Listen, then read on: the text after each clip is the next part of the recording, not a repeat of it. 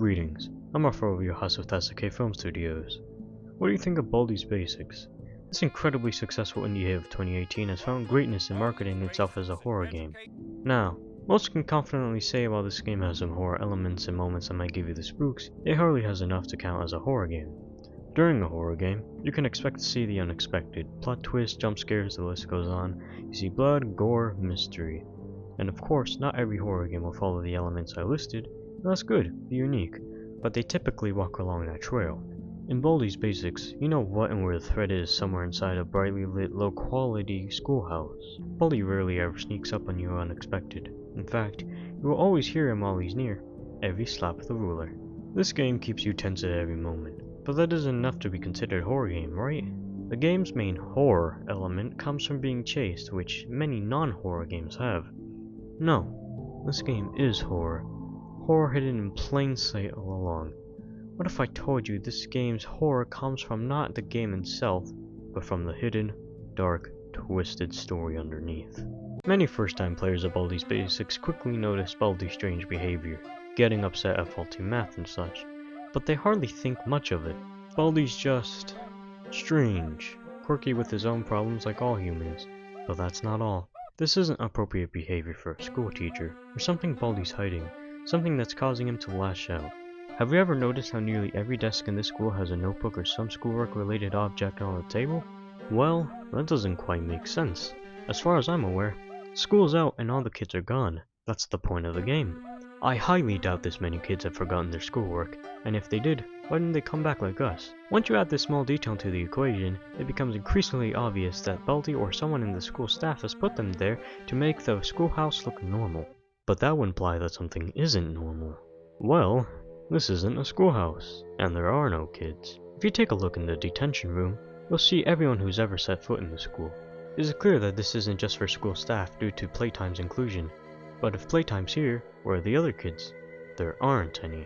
Playtime isn't a normal kid, as she spends her free time in the school after hours, which just raises more questions. Would that even be allowed? Playtime isn't staff. She's a kid. No, she's another prop set up to make the place seem like a real schoolhouse. Playtime, along with the rest of the antagonists, are planning something sinister. And to reveal this plan, we'll need to take a look at an ordinary school object. The soda. More specifically, the bee soda. Look at this thing. It's blue. While this has been done before, it is an unusual color for a soda, and I doubt it was done intentionally. It seems more like the soda had to be that color because it's not actually soda. Ladies and gentlemen, let me tell you today that your favorite video game beverage is actually poison. For ages, I have found it odd that shaking up a soda and shooting it in his face would push him away. It's a liquid that certainly wouldn't have enough pressure to push anyone away. Well, then it clicked. You're not pushing Baldi. Baldi's running away. Running away from something that is so strong it stains it blue. Something likely to burn him on contact. To further support the bee soda's evil intentions, look at the name. Bee soda. It may seem like it's trying to say blue soda or Baldi soda, but this is more than just a fun name. This is just a one character difference to conceal what it really is. B-Sod, B-S-O-D, blue screen of death. Some may recognize this term. And do you notice something? The name mentions death. This soda is a blue beverage of death. So, what does poison have to do with anything? It becomes clear that they are on the quest for blood. They disguise the place to look like an innocent schoolhouse. They wipe your memory and tell you you are a kid helping a friend retrieve a few books. Finally, they kill you. But there is more to this. Something I have not yet stated. Baldi's Basics is a game. I know, that sounds obvious, but Baldi is aware that they're in a game, and it's part of the story, and they need your soul for a reason. You're not the only victim of Baldi's plan. There's a secret character in the game called Filename 2. He's seen it all and knows the plan. He's the result of Baldi's plan, a soulless amalgamation of the game's assets suffering for eternity. Remember when I mentioned the name Blue Screen of Death? Well, that name has more significance than poison. The term is used when a computer enters a failed state and shows you a blue screen. I'm not too familiar when this happens, as it's never happened to me before, but as far as I'm aware, this is when your computer is basically pushed to a very bad place. And that's what Filename 2 wants, for it to crash and delete itself.